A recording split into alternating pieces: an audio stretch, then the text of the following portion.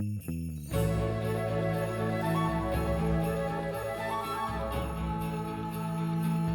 and welcome to the Total Clarity Podcast. I'm Jessie Hyatt. And I'm Mike Varley, and we are just an hour out from having a new president. Yeah, an hour out as in we just heard it an hour ago.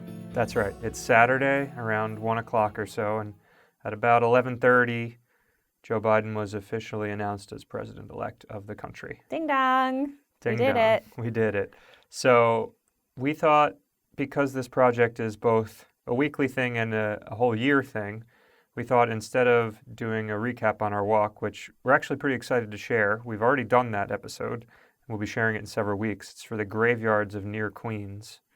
We would do a podcast on the election itself. Yeah, that's right. Yeah, just a teaser about the Graveyard podcast. We had a special guest on that we had never met before until that day, and he was very interesting. His name is Mark, and stay tuned for that. We're going to release it in a couple weeks. And being in the graveyards during election week was very nice because it's been a stressful week. Yeah. Waiting for things to come out. That's right. Not only was it a peaceful way to spend the week, it happened to be a beautiful week weather-wise.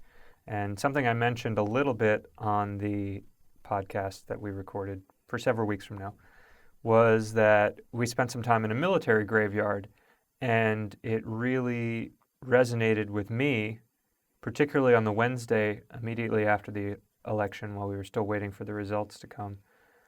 The idea that there were a lot of people there at the cemetery that had fought for these types of rights that we had, even if they weren't necessarily fighting in wars that were directly responsible for that type of effort.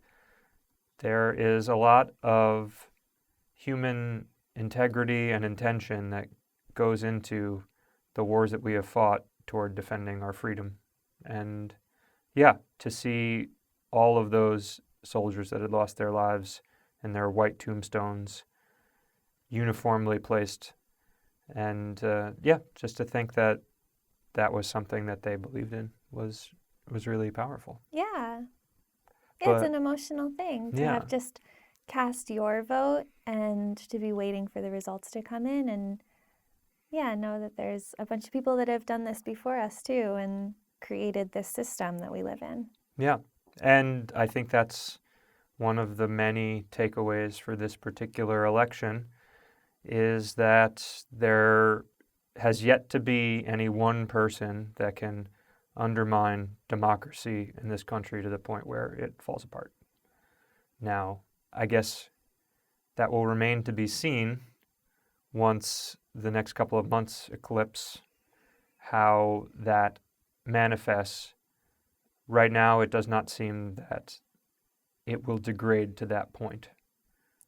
Yeah, I mean, I guess we're not out of the woods yet, and this presidency has really flipped a lot of shit on its head, as far as I'm concerned, in how we understand our country and our democracy and how we interact with each other and how we interact with how politicians are interacting with, like, Twitter and the types of things that they're saying and how that gets people all riled up.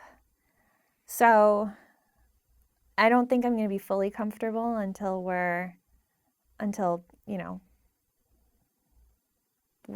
actually with a new president. But it seems like it's going to work out. It does seem that way. And while there are a lot of accusations to this point baseless of there being voter fraud or chicanery. That seems to be the new word that they like to use. Yes, chicanery is a very uncommonly used word, but Yeah. and hopefully we don't get to use it so much moving forward. But to this point, there has been no definitive evidence presented of election fraud. No. And I personally do not believe that there is election fraud. Yeah, and they've researched this. I mean, they being the people that research this and have studied elections and study how it works and follow both the polls and the actual electioning. And I think what I've read from those people is that it's less likely than getting struck by lightning. It's like a 0.000005% chance that there would actually be any significant election fraud. Right. So not only do I take solace in the fact that this is researched, but to also see it play out. Yeah. That there really is a number of different safeguards in our system, despite 4 years of feeling like everything was off the rails. Yeah, and I guess, I mean, it's been so crazy and the rhetoric has been so crazy that even I was getting anxious about voting as well. I mean, we voted in person partially because our in-person voting is pretty easy, but also because my absentee ballot got messed up. Or when I ordered an absentee ballot in the primaries, it didn't show up until 6 weeks after the election. So that got messed up. And a lot of the absentee or mail-in ballots from friends of ours got messed up. They got the wrong name or something like that. But that's not voter fraud, because that's just sort of a clerical error or a mistake within the postal system or something like that. I just wanted to make sure that my vote got there. Right. And that's why I voted in person. And it was also kind of an emotional experience for me.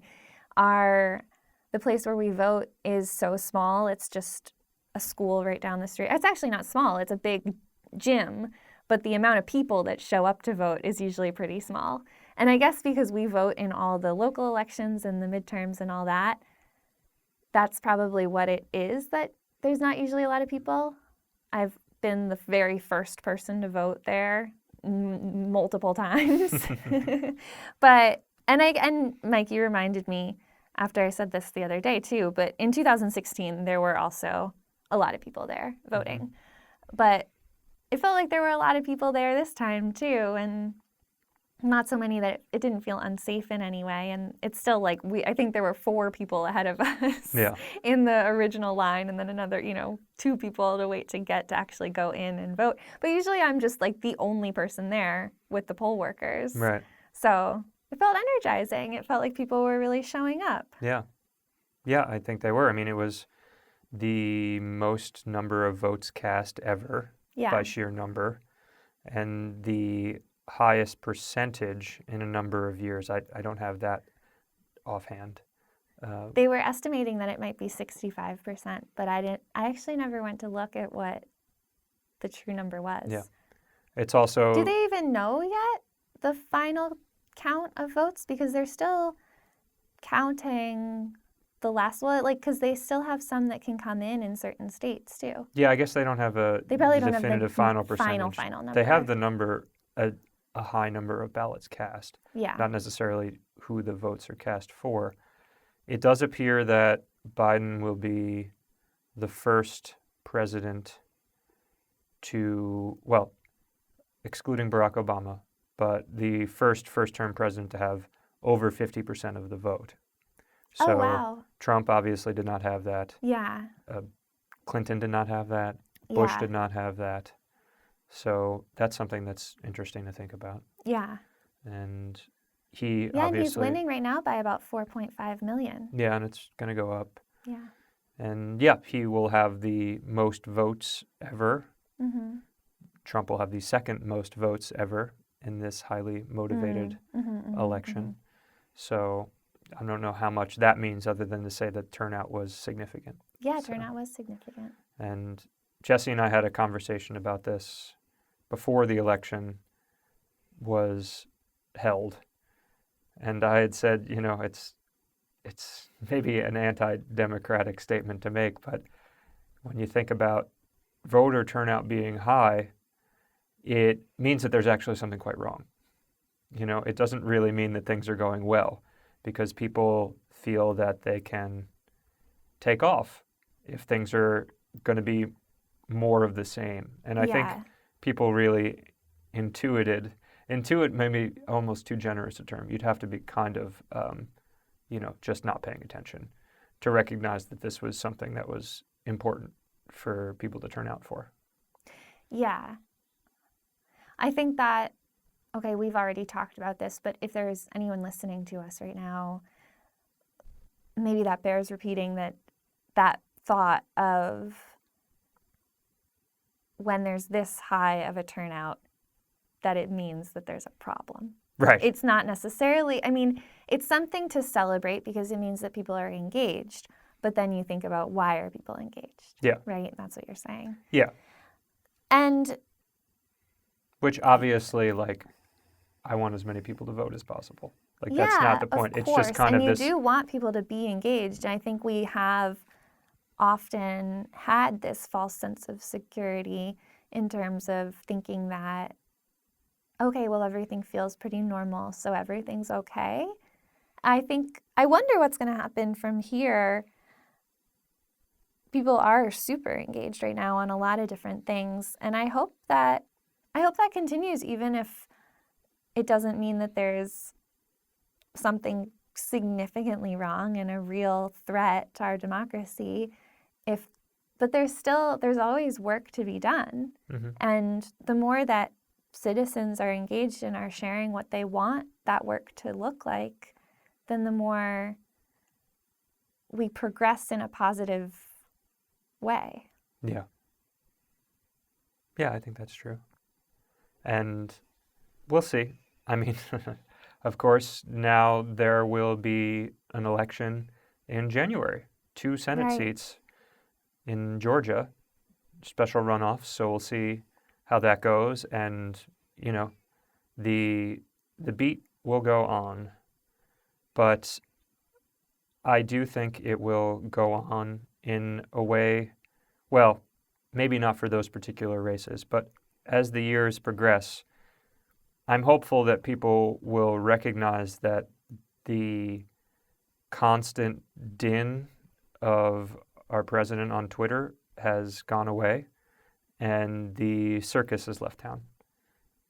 I hope that people will appreciate that, because that was really, in 2016, I did only one piece on the election. And I say that because in 2008 and 2012, I actually wrote quite a great deal about the election, wrote a number of pieces kind of covering the election in a way that was like news, but also abstract kind of poetry prose.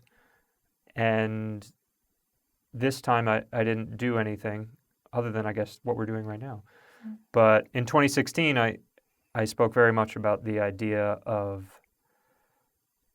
President Trump was potentially dangerous, mostly because it was going to be like a fish tank just gradually filling up with algae and debris, and the filter being broken, and it just be getting murkier and murkier, and not really being aware of the level of murkiness that was being generated because you're in it the whole time. And I think that for a lot of the country, even people that were Trump supporters or Republicans, maybe not so much Trump supporters as people who believe in some of these conservative principles, that hopefully they'll feel some of the release and to be able to escape the media orbit of politics. Yeah, I mean, I think the murkiness, I definitely felt the murkiness, even if we were in the fish tank, right, to follow along with what you've created. But I hope that the murkiness can clear up quickly and that people can start to also not be so divided. I mean, I think that's what Biden has been, everyone's saying that he's the one that will bring the country back together. And I hope that's true. I mean, I think part of now why we're going to be looking at the Georgia race is that it's not only Trump that divided this country. The head of the Senate is a piece of shit too. Excuse my language and excuse my harsh opinion here. Mitch McConnell is not he's not a guy that wants to work across the aisle, as they say. He was running the Senate before, and he wouldn't work. He just wouldn't work with Democrats. Straight up wouldn't do it. And so if he's still going to be in there, which it looks like he is, and if they're still going to have majority, which I guess we don't know now, I'm not going to get my hopes up too much. Maybe we'll get a Hail Mary in Georgia. But if that's the way it's going to be, he's got to change his attitude. Like, seriously, he's got to change his attitude. If we want to continue this two-party system and we don't want to be butting heads all the time, everybody's got to change their attitude. Yeah. I think you're getting a little ahead of the circumstance right now. I am. I'm sorry. I don't disagree with you, but ultimately, this particular moment is about having the executive branch return to some sense of normalcy. Yeah. And yeah. It may well be that the Senate is at loggerhead for 2 years, and it may well be that the midterm elections go how they typically go, which is that the executive party in power loses seats. It's unclear. I mean, it would be very unfortunate for us to go through 2 or 4 more years of a stalemate, but at least at the executive level, there wouldn't be a person that has no interest in preserving any of the tenets of our system. That's true. And maybe I am missing some of the murkiness, because maybe that's part of what I'm getting so fired up about, is that there is this feeling like we've split so harshly, both the people that are in charge and also just the people. Yeah. Yeah. And we sure. all have access to sharing our thoughts publicly, regardless of how well they've been thought out, how kind they are, how smart they are. Right. Well, that was the thing you were saying earlier when we were just watching the actual announcement to have the media be able to express themselves. Yeah, I was saying that earlier, as I was realizing as they were, I guess we were just watching NBC, and they were talking about how Trump has already lied a lot, and how he's going to probably continue to lie about things, and they're going to continue to call him out. And as crazy it is that we have a president that does just blatantly lie about so much, and there's a lot of people that either believe him because they want to believe him, because it's a little easier than challenging themselves to think critically, which thinking critically is challenging yourself. That's what it is. It's not just reading the things that you like. Or because they empower him to, or he empowers them to be unkind people, and they like that, and it feels, they want to be angry and mean. Maybe that's some of his supporters, but there's all sorts of reasons that I'm sure I don't know all the reasons why people believe his lies, but there are a lot of people that do, and then there's also a lot of people that don't. And it is amazing to live in a country where we have a president that lies, and we have the ability to call him on that repeatedly, and no one's getting killed for it. Yeah. Like, there's other places in the world where there are presidents that lie, and then the media calls them on it, and it's way worse than what's happening here. Which, what's happening here is bad. Like, don't get me wrong. Having a bunch of people say that all media is fake news if it goes against the president, like, that's crazy. Yeah. But at least we are able to continue speaking out. Yeah. And actually telling the truth. Well, it speaks to our standards as a nation and as citizens. Mm-hmm. And people bemoan the institutions that we have in this country, and I think it's good to look at the standards that we have, mm-hmm. and to think to ourselves, you know, you can't just, for people that are looking for total revolution in our thought process and to take down our institutions because they've been corrupt since its inception, you can't just build up this degree of adherence to good practice overnight once you tear those things down. And maybe they do need to be tear down, but I think that's where conservatism, regardless of party, small c, not capital C, is something that is really good for us to keep in mind constantly, to think, what are these institutions that have been built up through multiple generations? What are these standards for what our country are? And is it important for us to hold on to them? I don't What always... are these institutions that you're referencing? Just the institution of America and government and the ideals that it was founded on, which are stained with all sorts of really horrific human failings. Mm-hmm.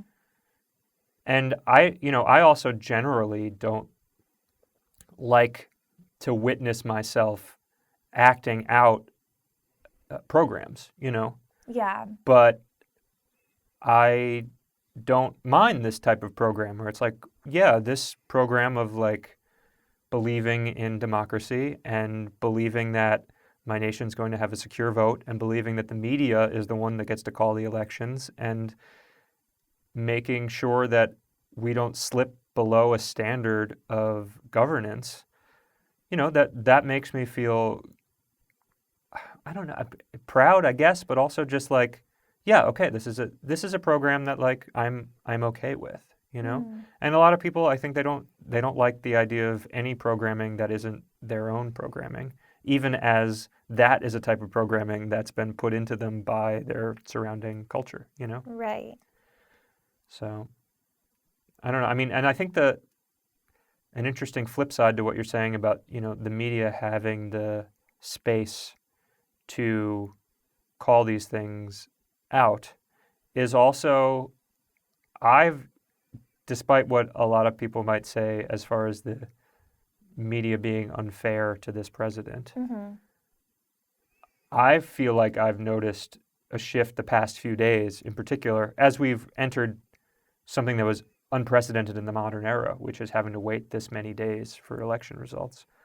The media feeling a little bit more looser in their ability to call out the president, which is reflective of them spending 4 years respecting the office. Right. And not just saying that this is foolish and we refuse to, handle this. That, they haven't done that much in the past 4 years. And now for them to say, look, you don't touch the vote. The vote is bigger than you, There aren't many things that are bigger than you, but the people's voices are bigger than you. And it does seem like everyone's, like even beyond the media is saying that as well. Like the other politicians that maybe don't want it to go this way for their own self-interest, but they do respect the way that it works. Yeah. Just like the Democrats respected it 4 years ago, even though this was a nightmare and like really doesn't even seem like it should be allowed to have someone like this become president. We respected it because that's what it's actually not what the people chose, but whatever. It's what the Electoral College vote gave him. So we respected that that's the process. We also realized that maybe parts of that process need to change to make it better and cleaner, but everyone respected that that's the process. So yeah, they've got to respect it now too. I also think, I just want to say quickly, I think a lot of people say this, media has become such a term that people use. And I think that what we're talking about right now is official news outlets, right? Because media, I feel like, also just refers to anything that you're consuming. And it's sort of a shorthand for news, but I also think that people get confused and think that someone like Tucker Carlson is news media. And I think those are the people that are saying the media is always so mean to Trump because they think that opinion news sites are actually real news when they're not. And the real news is people that study, and they're journalists, and they're people that are out there talking to people and trying to be unbiased as much as possible, although a lot of news outlets do have slight bias. Yeah. But then you get to the opinion thing, and like that's just not news. Yeah. Yeah. Yeah, I agree. Okay. I'm like, I don't know who's listening to this that doesn't get it, but if you are, that's what it is. Right. So Yeah. that's all Yeah. about that. So they did we were watching the news again just before starting this, and they did a poll prior to the election, both Democrats and Republicans, and asking them what their primary emotion would be if their chosen candidate lost. And the primary emotion for the Democrats was anger, and the primary emotion for the Republicans was disappointment. And so I guess for anybody that's listening and feeling disappointment, I hope that the current president, who uses a language that suggests that it's his intention to be president for everybody, is able to take solace and is able to actually see evidence that this is a return to normalcy. Because I think that was what the Democrats, when their primary season, were looking for. I think the ratio to which it was actually wanting normalcy versus this is what we think will beat the current president, that might be unclear. But it does seem that everybody was looking to take a step back from the ledge.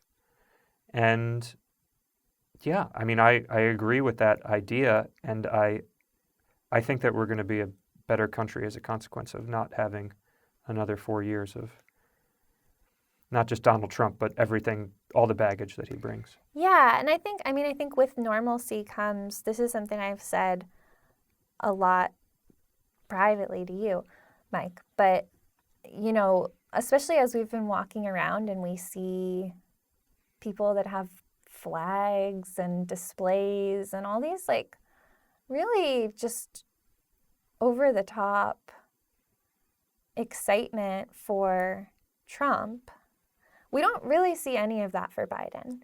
And I've been wondering, like, I voted for Bernie in the primaries. I was excited by him. He had people excited, right?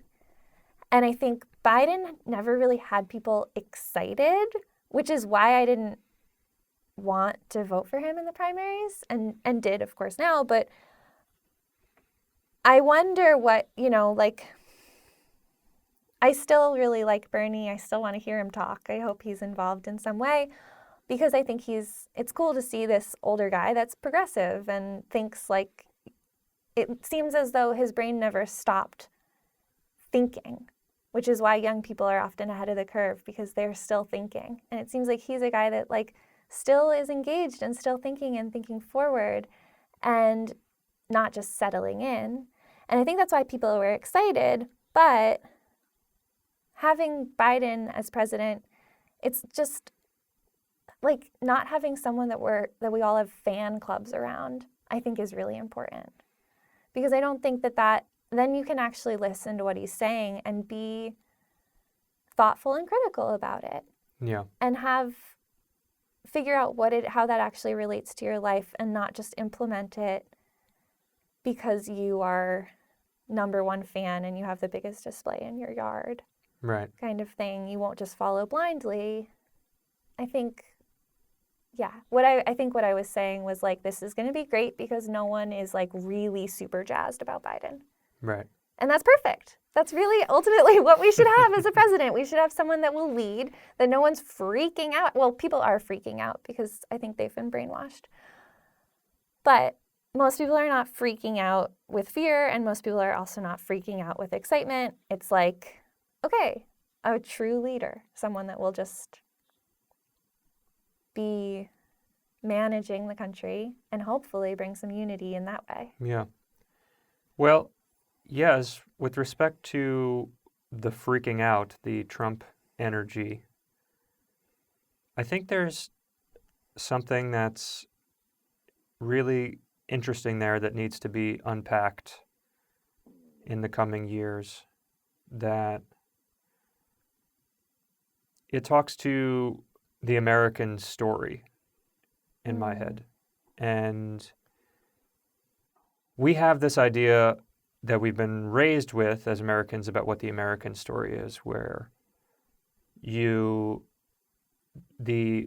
constantly getting better. And there's values that are unimpeachable values that were, brought by the founding fathers. I mean, it's no doubt like an idea of patriarchy. Not even like, I'm not even talking about that in the, like just in the pure clinical sense, not the political baggage. It's like Right. founded by a group of well-intentioned men, even though, they talk about what the founding fathers intended. There was still a whole nation of people that were involved in the founding of that. But nevertheless, this idea of life, liberty, the pursuit of happiness, you get a little phrase to go with it.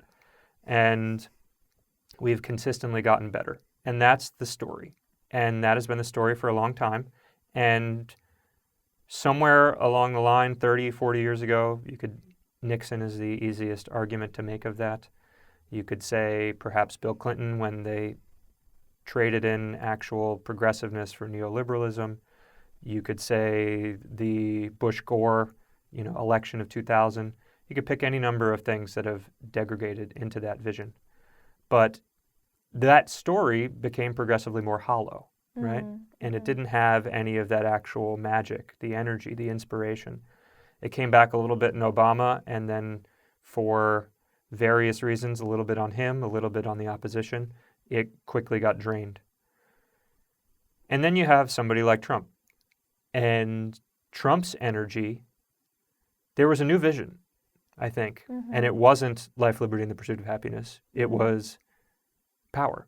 It was get what you can, and I will, the power of positive thinking, whatever his, I forget the name of the guru that he's involved with, but that is a type of ideology, and that is a story. There are facts, and then there's personal truth. And this was a vision of a country, which was actually a vision of individuals, and being able to have a nation of individuals scratching and clawing against each other in order to achieve personal success and fame. And the collective was, not important. And that's a combination of having such a prosperous nation that mirage could even exist, that was a thing that could even be possible. Nevertheless, it's a story. And that's really what drives Americans, is stories. This idea that we are going to achieve something great. As a collective or as an individual, not sure. What will future stories look like? I don't know. We certainly, 50.3% of the country and counting thought, no, not that story. We don't want that one. Let's go back to old Joe here. And the guy looks like Uncle Sam, basically, But, there's a lot of scariness to, from my perspective, what the Trump story was. Yeah. But also, I think, from a clinical perspective, from a postmortem perspective, recognizing that as a nation, we respond to stories. And what do the stories look like moving forward?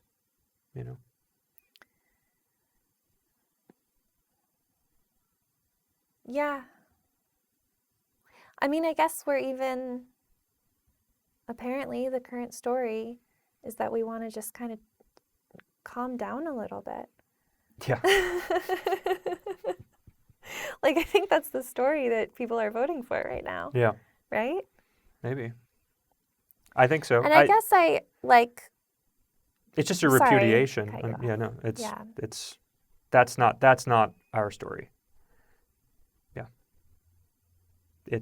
we want to go back to this idea. Yeah.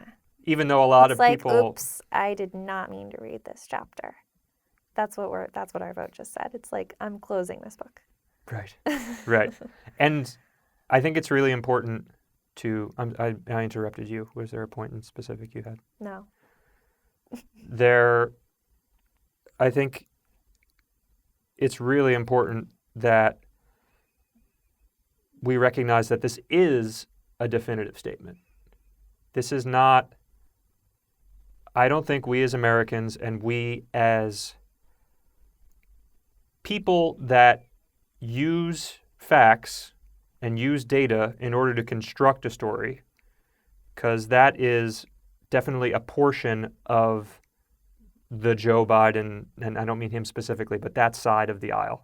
I don't even mean Democrats, just like people that use facts to create stories. And then, in addition to all the soaring rhetoric of life, liberty, and the pursuit of happiness, you can also point back to, well, this one here and this one there. So we believe that this is how we should move forward because we have a body of evidence. That body of evidence-based thinking dictates that we should make definitive statements based on the outcome of this election, even though they are razor-thin margins. They're not razor-thin margins, though. They're 4.5 million more people are voting this way. I know that people are saying it's razor-thin margins, and that's a story that I actually don't want to perpetuate because, okay, yeah, out of how many people are voting? 150,000 or 150 million or something. 4.5 million is not that many out of that, but it's also half of New York City. The entire population of New York City is not even quite double 4.5 million people. That's a lot of people. And that's the majority that said, no, this is what we're doing. And this is the answer. And those other people are going to have to follow suit. Yes, and I think that's a part of the conversation that we should be having when we are making those statements. It's also, just above majority. They are small margins, but I agree 100% with what you're saying. Yeah. And so that's why the past few days we've been looking at narratives that have been unfolding, even as people wait. I'm sure there's all this content we're going to get now that people wrote 3 days ago that they have been holding off on to flood our, blogosphere. Sure. Even if that counts as a term anymore.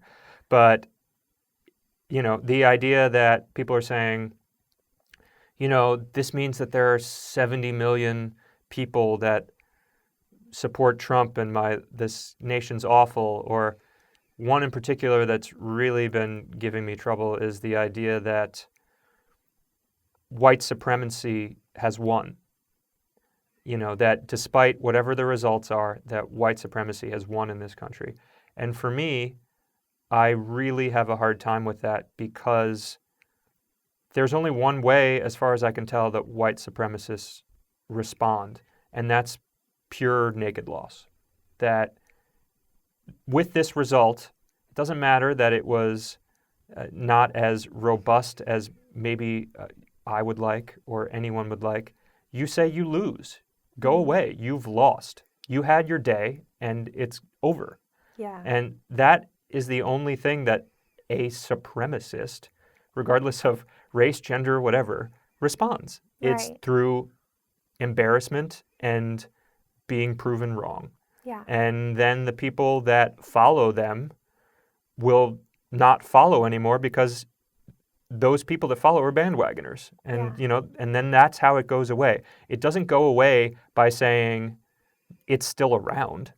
You're just giving it a further platform you're just giving it another opportunity to find whatever the angle is, Yeah, I agree. I think I definitely understand the concept and the reason why people are upset. It is upsetting to see that many people voted for Trump. And if that's the way you see it, is that everyone that votes for Trump is a white supremacist, then yeah, that's really terrifying because that means that there's still 70 million white supremacists in the country. But the thing is that not everyone that voted for Trump is a white supremacist, as much as that might hurt to think about. Think about that. It's not. It's just like that is such an extreme version of racism. And we're in this time right now where we're not all, but the progressive people among us, at least, and probably more than that, are trying to grapple with this idea of systemic racism and what that means to every single one of us. And especially as young white people in New York City, I think I can speak for maybe that crowd at least. I can speak for myself. I'm, over the last months since the end of May, I've been having conversations with people and listening to things and thinking with myself about how systemic racism has infected me and how it affects me on a daily basis and what it is, my thought processes that are related to things like that. And occasionally I catch myself thinking something that would be considered a racist thought, not, and this, because it's such a spectrum, it's probably on the very light side of these things, like some sort of very general stereotype might come in, where I cross the street if I see someone, or I freeze up for half a second before I catch myself and stop it. And I think that's something that, I feel a little nervous saying this right now, knowing that we're gonna put it public, but whatever. It's true. And I think we all are grappling with that. That's something that we all experience. And so to say that half of the country is a white supremacist, that just doesn't even give, maybe half of the country is struggling with some sort of understanding of their own racist beliefs. But the white supremacist, that's the other side of the scale. And we're trying so hard to not be binary about things. And here we are saying, all those people are white supremacists. That's one side of the binary. It's just not intelligent to say something like that so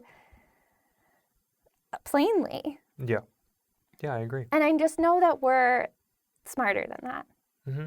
And I think that that's a problem that I think language is really important. And I think people repeat things, and we've seen that with Trump. And I just don't want to be on the side of things that is just blindly repeating things that aren't really quite telling the whole story. Yeah. Yeah.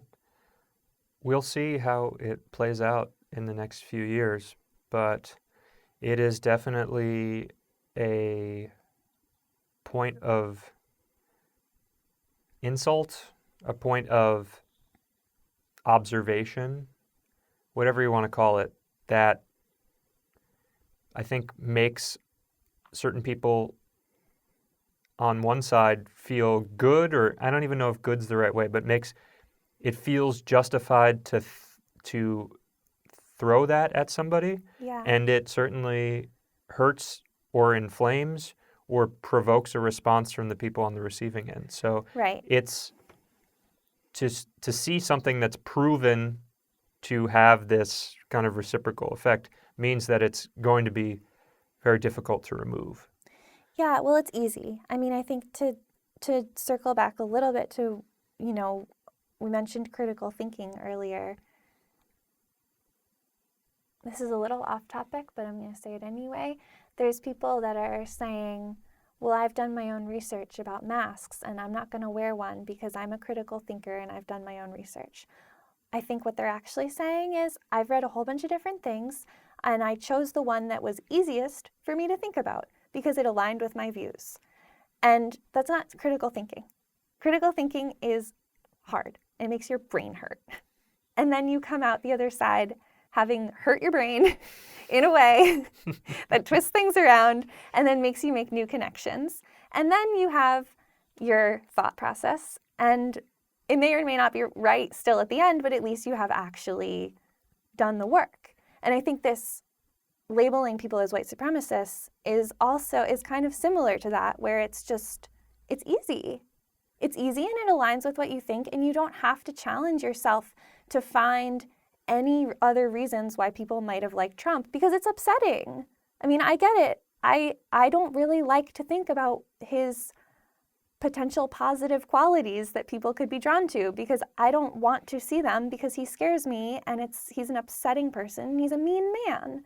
So like, I get it that it's easier to just say anyone that voted for him is a white supremacist, end of the story, but that's not critical thinking. Yeah. Yeah, and in addition to bringing up the point of critical thinking, which I think is important and we should encourage as many people to do, and we should encourage ourselves to do, there also needs to be consideration within these critical thinkers that there are an irredeemable number of people that will not think critically. Yeah. And not just, and those people within that, there might be a subset of people that aren't thinking critically, period.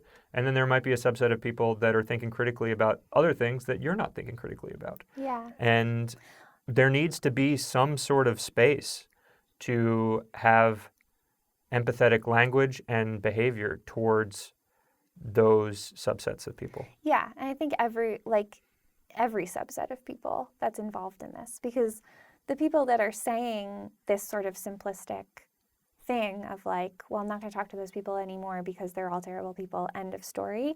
Like, I also get it.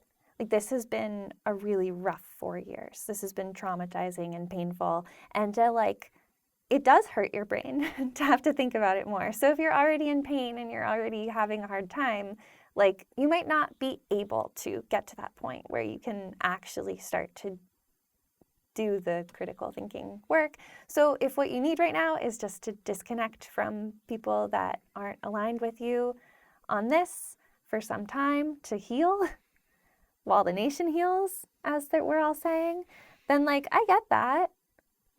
But it can't be necessarily, you can't then make your voice the loudest voice. I think there also has to be some kind of recognition that like, oh, I'm in pain and I can't actually do the work of understanding this right now. So I'm not going to pretend like I have the answer. Yeah. Yeah. I think we have one more thing that's specific to our project, which is to say election results that are New York based. Yeah, it's the reason I've had my computer sitting here in front of me the whole time. I guess we should put a link in the podcast description, because Gothamist made this map of how New York City voted. Yeah. And it's actually pretty interesting, and I was a little surprised by it. I mean, we have been walking around, and in certain neighborhoods, like I said, we don't really see many like massive Biden displays, although we'll see yard signs or signs in the window, or, when you see a Black Lives Matter sign, I often think, oh, that person's probably voting blue. But we do see massive Trump displays in certain areas, and those areas did, in fact, turn red. And I guess, yeah, we'll put this up on the description because I'm looking at it right now, but obviously no one else is. All of Manhattan is blue. There's a tiny little area right to the southeast of Central Park, which is actually where Trump Tower is, where that is Assembly District 73, Election District 52. Yeah, 105 Democratic votes, 99 Republican votes. So that area was purple. A little... Yeah, it doesn't show up as purple, though. It actually shows up as like a light pink. But other than that, the entirety of Manhattan is fully blue. Most of the Bronx is blue. The tippy tops, like on the edges, have a little bit of light red shading to them. Mm-hmm. Staten Island is mostly red, and it is actually kind of like an ombre from the south to the north, where the southern tip is a bright blood red, and then it gets about halfway up and starts to turn like light red, and then it does switch to blue around the entire North Shore. Yeah. So that makes sense to me after having been there and what we saw in the different areas. Yeah.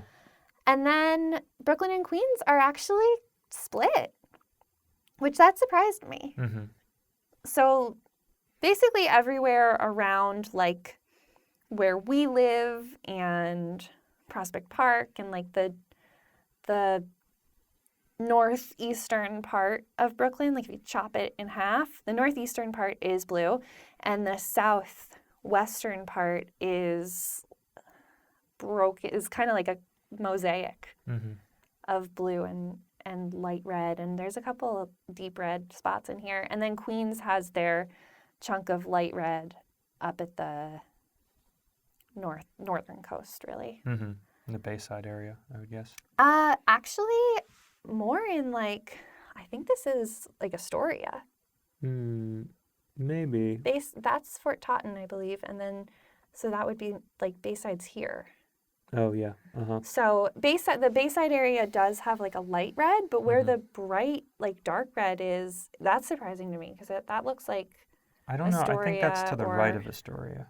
I'm not sure. It's not up against the western shore. It's Assembly District 27 East, Election District 57. So maybe we'll look that up later, or if anyone wants to look it up, you can fact check us here. And then I just wanted to read off the numbers from our district. Is that okay? Yeah, of course. Okay, it's Assembly District 54, Election District 61, and where we are, 349 people voted at that school. Seems kind of like a lot. I don't know. And Biden won by 93.4%, or he got 93.4% of the vote. 262 voted Democratic, 19 voted Republican. There was 1 conservative, 1 Green Party, 0 independent, 1 libertarian, 1 write-in, and 64 working families. There you go. So. Does that include, because I know when we go there, we're like sent to one of 4 different stalls. Are those other good point. stalls? So actually there were more people that voted at that school. That's just our little table. Yeah. And there's, I think, 4 election districts. I think it's all Assembly District 54, but 4 different election districts. Yeah. So those are our few blocks. Yeah. Yeah. Yeah, it's a really small, again, Mike can see this, no one else can. It's just that tiny little dot there. Yeah. Cute. I guess that's all we can talk about. As we're looking at this, the working families thing is cool. They seem to do well. Yeah. I think that's good to keep some other parties going. That's right. Right? The libertarian, I don't know if that's normal or not, but that woman, Jo Jorgensen, got over 1 million votes in the country. There you go. It's interesting to me. I don't really know what to make of it. Yeah. In a way, it seems like throwing your vote away. But in another way, I kind of think the 2-party system is not ideal currently. So, yeah. I don't know. Maybe one day. I read up on who she is, though, and there's some problematic. Yeah. It's not all problematic, but there's some problematic things to her policies. And so anyway, I think now we know how New York voted. Yeah.